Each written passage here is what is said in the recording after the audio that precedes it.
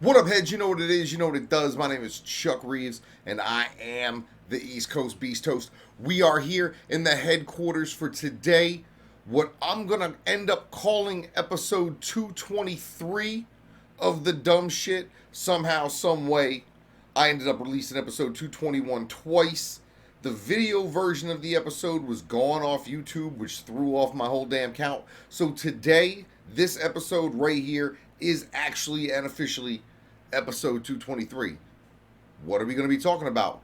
Well, with the Gathering of the Juggalos 2019, the 20th annual Super Gathering, as it's being called, mere days away from opening its gates, I thought now would be a good time for us to have a conversation about things you got to make sure you see, things you can fucking miss, those things you better not miss, and those things that you need to avoid like the motherfucking clout plague. My name is Chuck Reeves. I am the East Coast Beast Host. I am not going to the gathering, but you are here and the beard speaks now. Oh, come on, he's a miserable cocksucker fucking asshole. You hate him, admit it. What up, heads? Chuck Reeves, Beast Host, episode 223 right here of The Beard Speaks. I know it's been a hot minute since you've seen me. I shouldn't have left you without some dope vids to step to leading up to this here Gathering of the Juggalos. I kind of been off the grid. If you've been paying attention, I've been popping up here or popping up there or popping up wherever the fuck I feel like it. But we're back here. We're back in the headquarters, and I'm back in motherfucking video production mode. I'm also finally back on Facebook as of Monday. Whenever this fucking video comes out, the nearest Monday to that, I'm back on Facebook, Instagram. I'm back on that motherfucker. So make sure you hit me with a follow, especially on that new Instagram. It's Instagram.com/Chuck Reeves Beast Host. I couldn't even get my old fucking Beast Host beard account back. That's how bad shit got. They deleted that fucker right out of motherfucking existence. I also want to make sure I shout out the motherfucking next time I'm going to be in full effect at a live event. That's going to be at 656 Fest, September 13, 14, and 15, going down in Harmony, Maine. The lineup is large and in fucking charge at this point, including heads like Slain, Ace Hood, Twisted, Millies, Block McCloud, Lex the Hexmaster. The list goes on and on. I will be there all weekend broadcasting, generating that good long dick beard content. And I hope to see you motherfuckers there too. VIPs are certainly sold out, but tickets and weekend passes are available. I got them. Hit me the fuck up. Heads, Juggalos, and 17%ers alike are in the final preparation stages for the 20th annual Gathering of the Juggalos, taking place at the Lawrence County Recreation Park in Springville, Indiana, in a mere 3 days, running from July 31st till August 3rd. 4 days of fucking debauchery, not reading, not brushing your teeth. It's like Lord of the Flies for a bunch of people who can't read Lord of the Flies. But amongst all this craziness, there are certainly gonna be a few diamonds out there in the rough of Indiana that if you're attending the 20th annual Gathering of the Juggalos, that you should not miss under any fucking circumstances. And on the flip side of that, there are certainly some things that not only you should avoid, but you should run from it motherfucking top speed. So what I did, I got some cards, I got some things, I got some notes. I'm going to talk about some of the items going down at the Gathering of the Juggalos. And for everything I list that I don't think that if you're there you can afford to miss, I'm going to go ahead and give you one of those warning signs, one of those red flags, one of those pits of fucking quicksand that's not entertaining, and it's probably going to turn out to be a little bit fucking sad. So right off rip, on my little card here, under the don't miss section, we're going to go ahead and start with the seminars. There are 2 seminars that I'm listing as do not miss. One, the most popular seminar that goes on any year, the ICP seminar, typically starring Violent J and Shaggy 2 Dope. These seminars throughout recent years have been marked by exclusive information and, in most times, exclusive giveaways that are limited to only those that attend the seminar. For those reasons alone, this seminar is worth dragging your ass in the heat to that overcrowded fucking standing room only tent to see.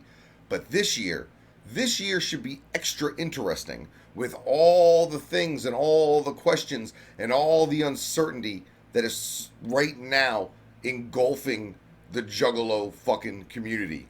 Now, if they take questions at the ICP seminar, which sometimes they do, sometimes they don't, I'm sure we're going to get some pretty fucking interesting ones. Perhaps we'll even find out the fate of the John Kick Jazz documentary. For me, the other don't miss motherfucking seminar is going to be that 20-year gathering seminar, which I can only assume is going to be a somehow Q&A storytelling session of things of the last 20 years. We're talking all the way back to the beginning of the thing that we know as the gathering of the Juggalos, back when it was conference halls at fucking hotels, to when they moved it to the parking lots, to when they moved it to Cave-In Rock, fucking Legend Valley, the whole shebang. I'm really hoping maybe they put together some sort of presentation with highlights from every event from the last 20 years, because there have been some serious highlights in this last 20 years.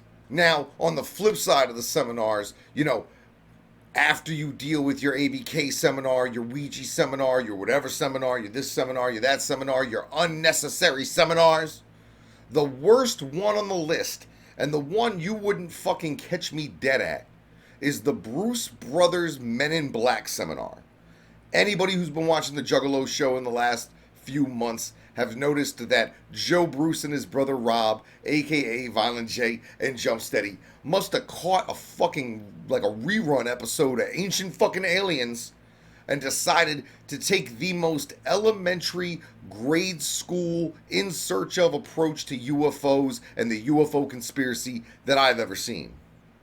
I can only imagine what regurgitated fucking bullshit they're gonna talk about when it comes to aliens. Maybe we're gonna find out Blase's a fucking alien and she gave Joe the probe.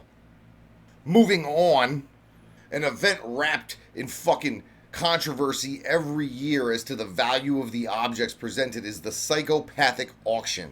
So basically every year, Psychopathic Records dumps the trash bins, the old merch stuff, the stuff that's been sitting around the office just taking up motherfucking space, and they offer it up in an auction format for the Juggalos to purchase at the gathering of the Juggalos.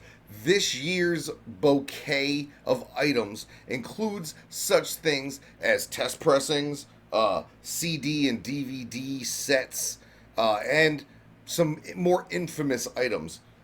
If you're bidding on stuff at the Psychopathic auction at the gathering of the Juggalos, you need to make sure you check out that motherfucking Hack Benjamin mask.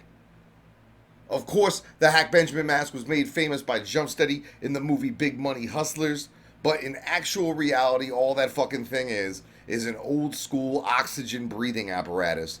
We used to wear them when I first got in the Navy. So it looks like what you'd be getting with that Hack Benjamin mask is the now kind of tore up and fucked up OBA that he wore in the movie that's got, admittedly detached air hoses and some sort of a certificate of authenticity so motherfuckers know you got the real deal. Now, the item that you need to be treating like the fucking Dubuque box, like the fucking cursed item of the auction, usually most years, is the infamous and notorious mystery box. If I'm not mistaken, a couple of years ago, a guy bid several $1,000s only to find out it was basically all the leftover ICP toys that they had in the warehouse. Be wary, buyers. Understand, if you can't see what you're buying, you can't really put a proper fucking value on it. So do yourself a favor. Stick with that fucking Hack Benjamin mask. As usual, the Gathering of the Juggalos has a plethora of multi-interest competitions going on. There's a lot of shit, whether it's official or unofficial, going on. Some prizes, some plaques going out courtesy of Psychopathic Records. Once again, they spend their whole nut on a lot of these fucking trophies and plaques and things they give out. They're typically very, very, very nice. But if you want to be there for like the top of the line competitions that go on, in my opinion, the two things you can't miss is the Juggalo Cypher tryout and the Flowmaster Rap Battle Competition. Now, the Juggalo Cypher auditions, they put together a panel of psychopathic or otherwise auxiliary-related individuals. People take the stage, they spit their 16s over beats provided by the DJ, and then people are chosen to film the Juggalo Cypher later in the weekend. The Juggalo Cypher for the past few years has typically been the same people. I'm not going to say the fix is in, but at least seeing the up-and-coming MCs that actually go to the gathering to do some work makes the fucking Juggalo Cypher competition, the Juggalo Cypher tryout, worth it by itself. The Flowmaster Rap Battle is a little different. It actually pits MCs head-to-head on stage to either freestyle, spit pre-writtens, or whatever they want to do to impress the crowd more than the next guy.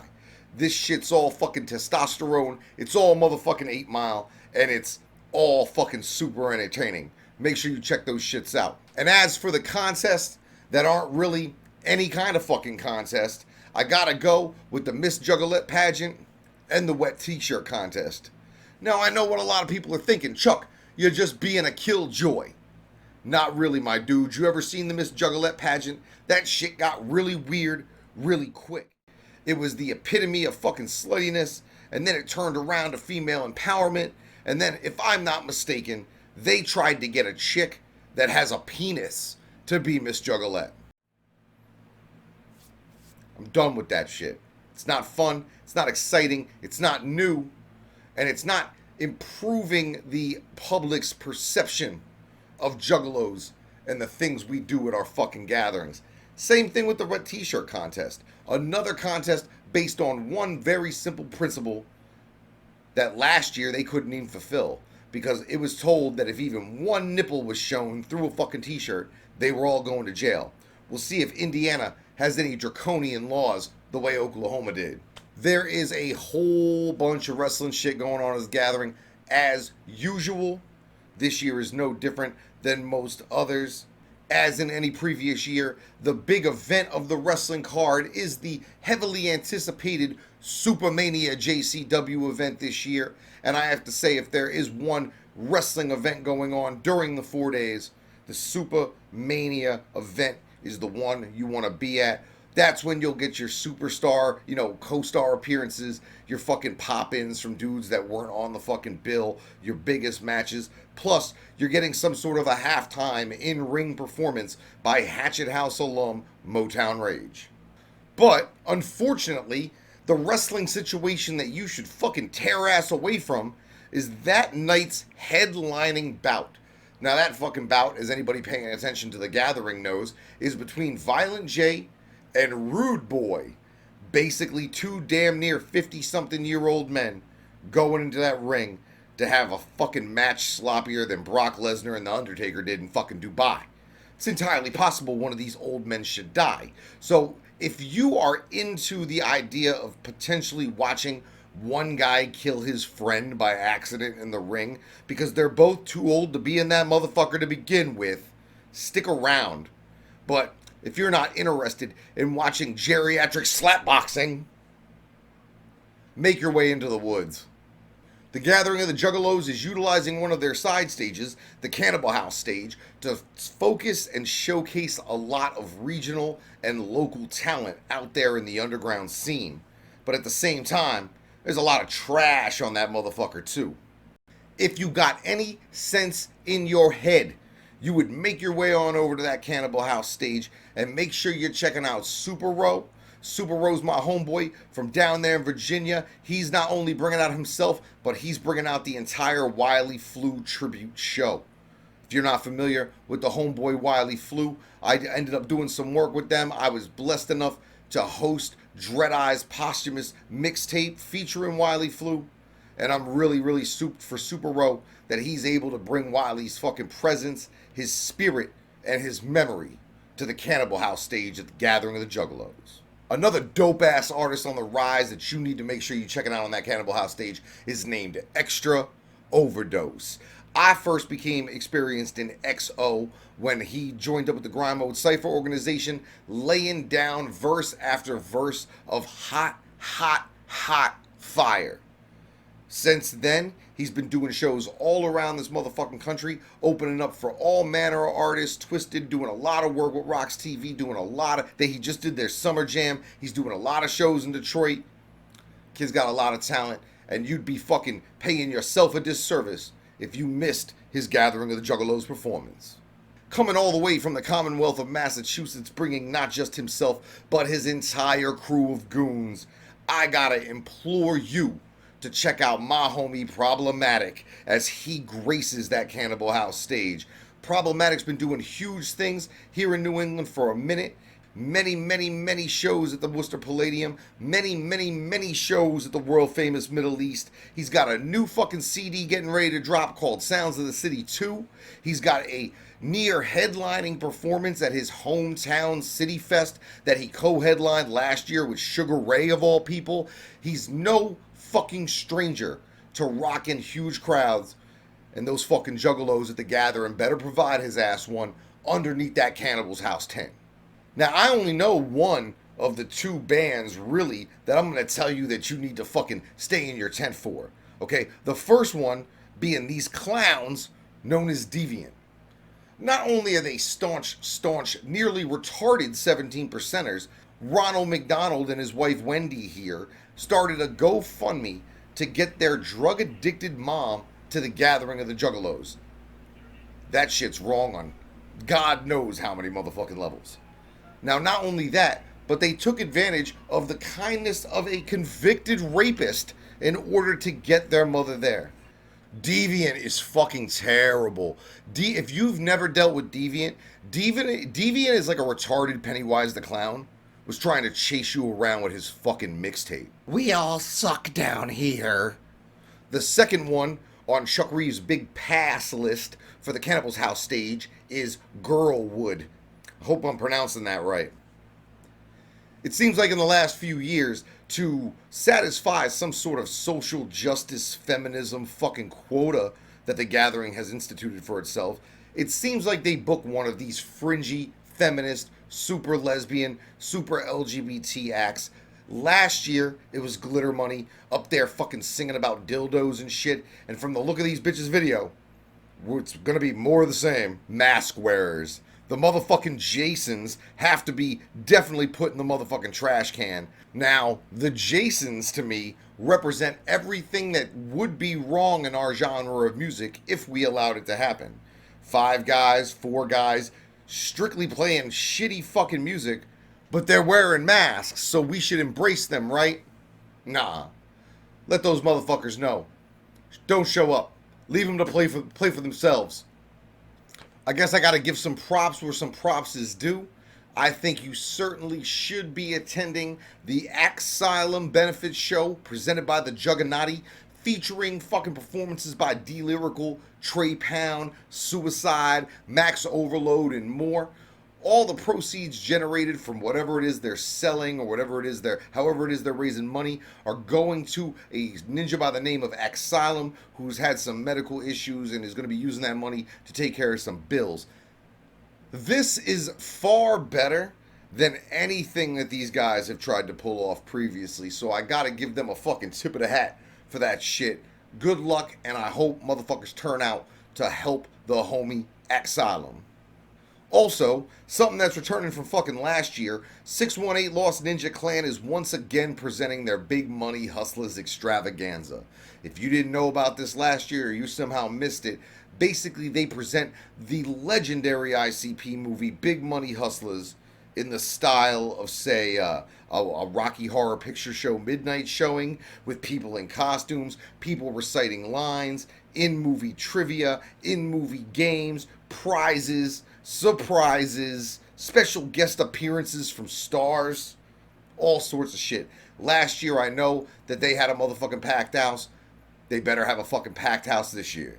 Now, this was a fucking easy one for me because there's a couple of things on that particular list of items that include a certain band from Pennsylvania that I can't believe is even a thing anymore. So I implore you, Gathering attendees, do not attend, support, spend money, or make eye contact with anyone in Wolfpack. That means don't go to the Peep This Shit stage to see all that garbage. Don't attend any of the Psy Radio bullshit that they run all fucking weekend, since they're the only ones that'll sit in that hot ass fucking tent all day for free. Don't watch 17 percenters and fucking slow brains beat the living piss out of one another in any kind of bare knuckle fighting. And definitely, ladies, do not become victim to Daddy Longlegs' known underage human trafficking. I don't give a fuck. Plus, they fucking snitch on juggalos, man. They snitched on juggalos for water balloons, fam. On the Shazam stage, which I think typically would be referred to as second stage, we got a lot of dope returning artists. We got some new people. We got some people you would never have thought of gracing the gathering of the juggalos. And that's where I'm going to start. Odd Squad family. Odd Squad family is made up of three very different individuals, and I use that word different in the broadest sense possible. They've been rocking some viral videos and putting out some really dope music, and I, for one, was surprised to see them added to the gathering of the Juggalos, although I feel that they fit right in with the underground fucking movement. Make sure you're checking them out this fucking coming weekend on that Shazam stage. Returning to the gathering after some hiatus, that fucking killer from the West Coast known as Kung Fu Vampire. Kung Fu Vampire is returning to the gathering grounds in preparation for the release of his brand new album called Come Dawn. He sent me one of the singles from the record. I'm going to be doing a special show just about that, a reaction. I got something exclusive for you heads, but you should definitely check him out. He brings 100 and motherfucking 50% every time he takes the stage, whether with his band or as a solo lyricist. I got no idea whether he's bringing the bus out, but make sure you're out there supporting Kung Fu Vampire. He's worked damn hard to be embraced by this underground movement, and you motherfuckers need to show out for his ass over there on the Shazam stage. Somebody else who's returning after quite the hiatus that the real fucking hardheads out there have missed is my motherfucking dude, Liquid Assassin.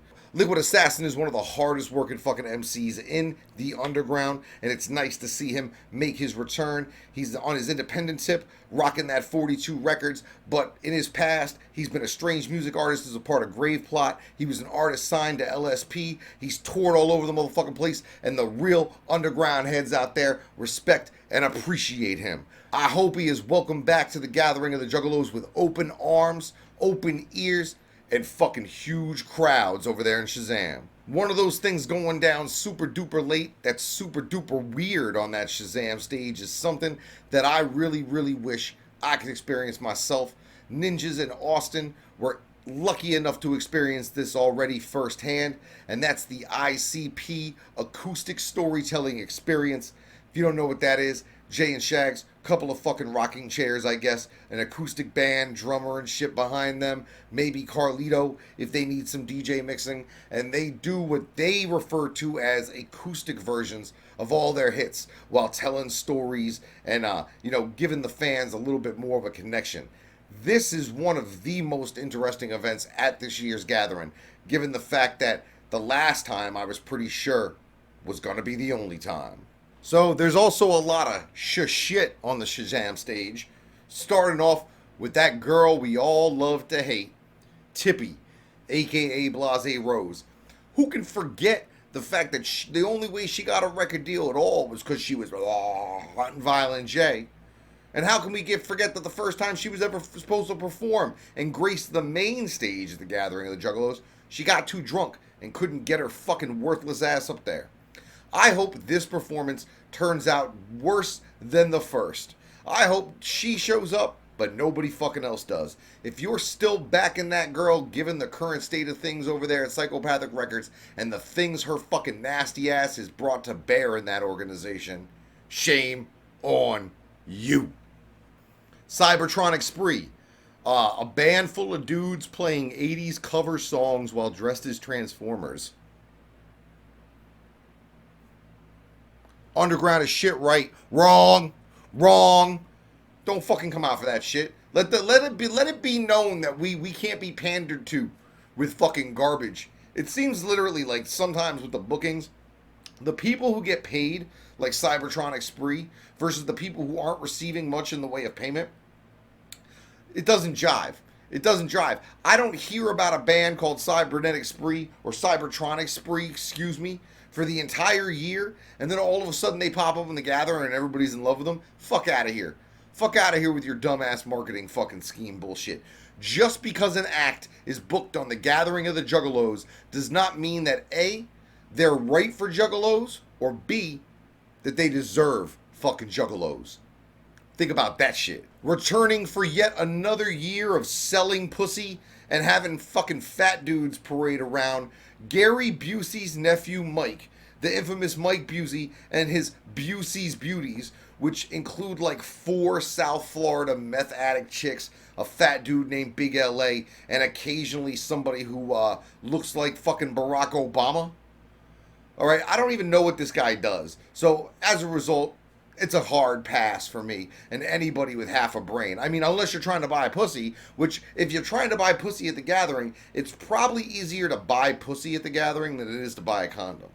Between Wolfpack being there with their fucking human trafficking and all that shit, and Mike Busey being there with his cavalcade of fucking prostitutes of, you know, indeterminate age, pussy's on sale, bro.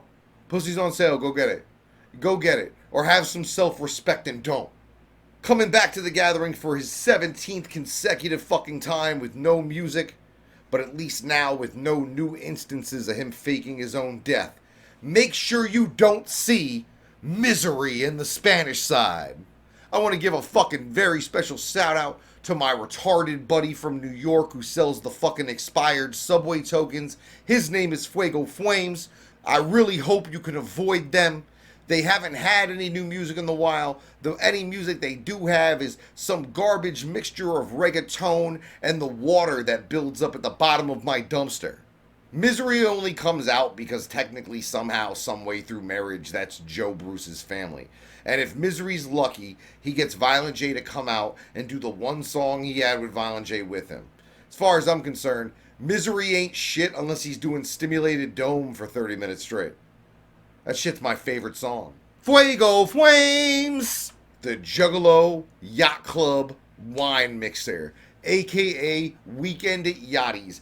This has become one of the most anticipated, one of the most well-funded, one of the most well-promoted, and one of the best events that the Gathering has seen in recent years. Zane, Big Zane, the captain of the yacht club, and the rest of his shibbies over there running that fucking tight little vessel, they throw one of the dopest parties every year, and 2019 is no exception. As usual, Zane pulled out all the stops, getting celebrity guest fucking Big Hoodoo, Ouija, and Light to perform and hold it down. There's going to be limbo contest. There's booze. There's special VIPs for people. There's hat pins. There's shirts. The Juggalo Yacht Club's got their shit together. So if you're at the gathering, make sure you check out that JYC Mixer Weekend at Yachty's. Now, for some fucking reason or another, they gave broke down wrestler Rude Boy and his fucking son not one, but 2 parties, both of which gonna be fucking trash, bro.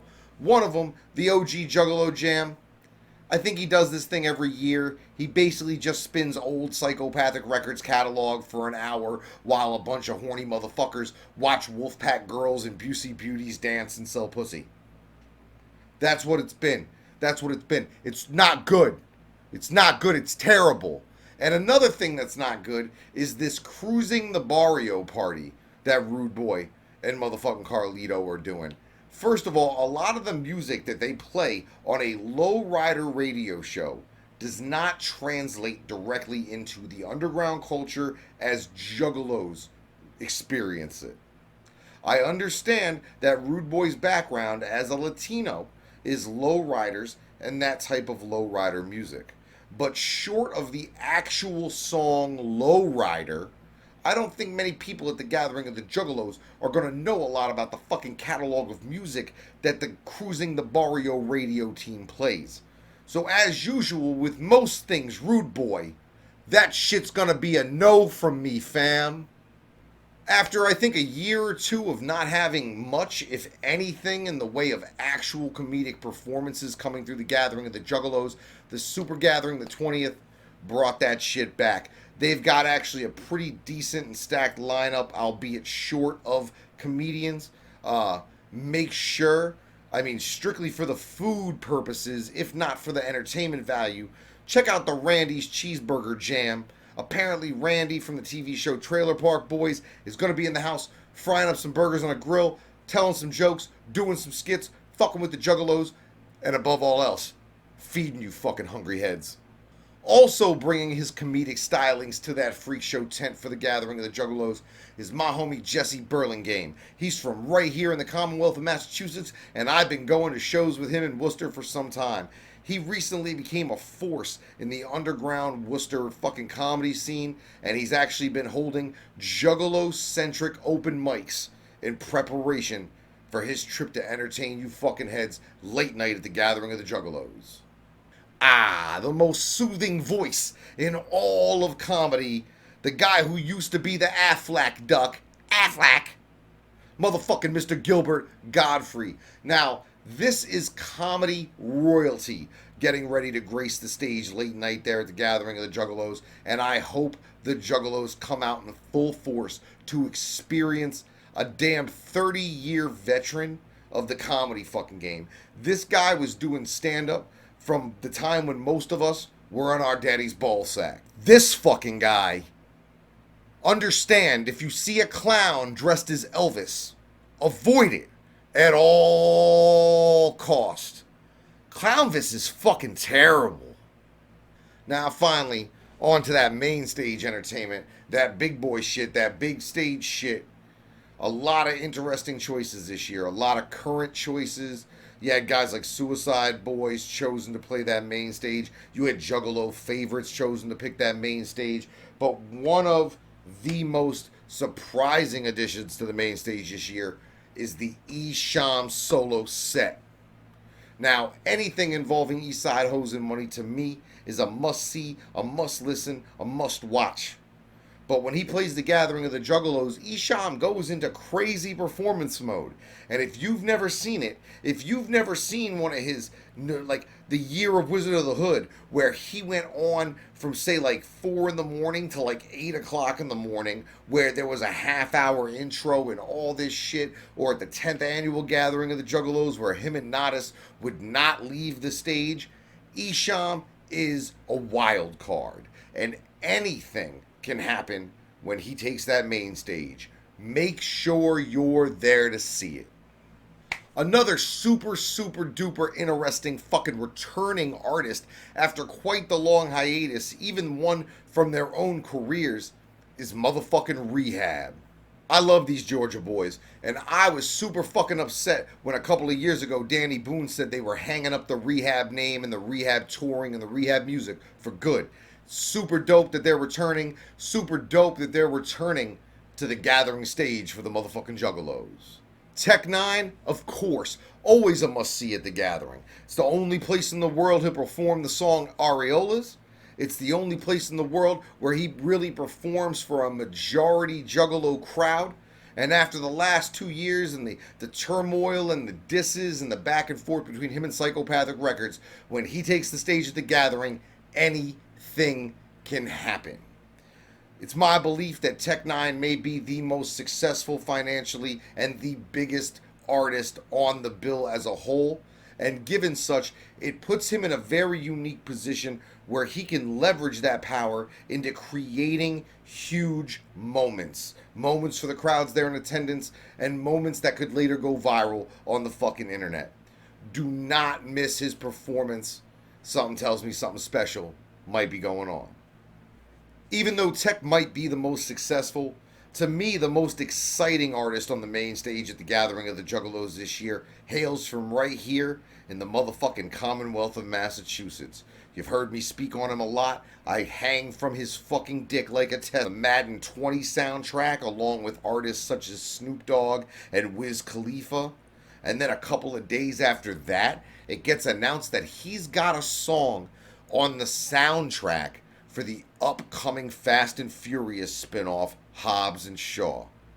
How stage, make sure if you're at the Gathering, this may be one of your last opportunities to see Token in such a small role in one of these festivals.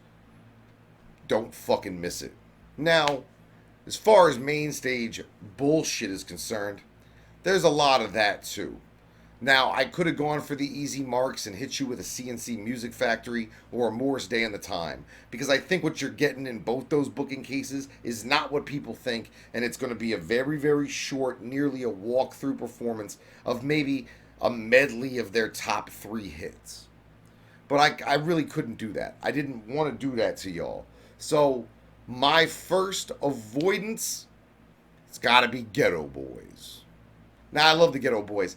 Don't get me fucking wrong. But in the case of the Gathering of the Juggalos, they have kind of a sordid history. They have a sordid history of touring with the Clowns, lots of cancellations here and there, lots of false starts, lots of unfulfilled promises. And with the death of Bushwick Bill, R.I.P., and the fact that both Willie D and Scarface are running for Houston City Council, I have to assume that you're not only going to have to avoid them, you're not going to be able to see them, because they're probably not going to fucking show up. Gwar. If you've seen one Gwar show, you've seen them fucking all. Do you need another excuse to get dirty at the Gathering of the Juggalos? Besides, Gwar ain't been the same since Dave died. They tried to replace him with that woman, that shit didn't work, and now they're out here trying to kick a dead horse. Ouija Mac, James Gum from the fucking Silence of the Lambs franchise is going to take the stage, mumble about some shit, cry about some shit, and give you about 1/3 of the show that Swagtooth used to give you. I can't believe y'all are still letting this weirdo convince y'all to spell words with a CC instead of a CK, and convince y'all to suck dick and whatever else it is he's trying to fucking mumble off, and whatever else he's trying to mumble, and whatever else he's trying to mumble through his fucking raps about. Ouija Max solo should be playing the fucking porta potties by the ticket booth. And finally, what I consider to be potentially the biggest fucking letdown of the Gathering of the Juggalos 2019, the 20th annual, the Super Gathering, is the one thing that I always said would drag my ass back there. Now, it's not dragging me back there. I'm not going back. But that's part of my argument here as to why I think that the supervillain's performance at the Gathering is going to be the #1 disappointment of this year's event. First of all, along with the same fucking arguments that the 17% are putting forth as far as Lotus, we are not receiving a full version of what Supervillains was. Supervillains was 4 dudes. Without Lavelle, you got 3 dudes. The fact that they're named after suits doesn't make any sense anymore. Why the fuck are you Club, Diamond, and fucking Spade, but there is no Heart? It doesn't fucking make any sense. If I thought they were doing new music, cool. When that Hit List project got announced and I heard about it, I figured it was new music and I got kind of excited. And then I found out they're going to be doing nothing but basically retreading all the shit from the bomb-ass podcast releases that came out after It Ain't Safe No More. I love fucking supervillains, and I would really hope that Violent J, Shags, and Isham have been fucking rehearsing very heavily, and I really hope that they even got some costume design and sets involved, similar to the way they did Wizard of the Hood. I think it might be wishful thinking, though. I loved Supervillains. As a concept, as an album, I loved that group of songs. I loved the mythology behind it. I loved everything about Supervillains when it came out years ago. But now, it just seems like a half-ass attempt to throw 3 guys together who really pretty much don't like one another to try to make a buck. And it's so bad I can taste it. So, if you're at the Gathering of the Juggalos, I know you're not going to avoid the Supervillains performance. That is definitely going to be one of the most highly attended events at the Gathering, for sure. For fucking sure. But I also hope that you don't get your fucking hopes up too high. Because amongst the many reasons I'm not going, my super duper fucking high expectations of a supervillain show for the very first time would be crushed under the weight of all the problems that this event's gonna fucking have. So yeah, that's pretty much it. I mean, go see some stuff, enjoy what's going on, enjoy those you like, enjoy your friends, Avoid what you don't like. Avoid what's going to be disappointing. Avoid those people who piss you off. I'm hearing all sorts of crazy rumors about what's going to be going on next weekend between certain crews of people who have long-standing beefs since the events of not only last year's gathering, but also of last year's DCG Con debacle. Let's not forget, people got jumped, people got stomped out. Shit, at the gathering last year, somebody got stabbed. So if you are attending, be safe, have fun, keep your fucking head on a swivel, and drink water, you thirsty hoes. It's hot in Indiana. Until the next episode, webisode, fucking conversation here in the headquarters, my name is Chuck Reeves. Beast Host. Beard has spoken. Enjoy your gathering. This episode of The Beard Speaks, and damn near every single thing the Beast Host touches, is brought to you by Beard Love. Visit mybeardlove.com today for their fine selection and assortment of beard oils, beard washes, and beard balms, and a variety of motherfucking fragrances. Just look at this crazy ass shit here. 16 inches and growing. All with the help of Beard Love. They got a scent out there to fit almost every situation, every mood, and every fucking beard. mybeardlove.com.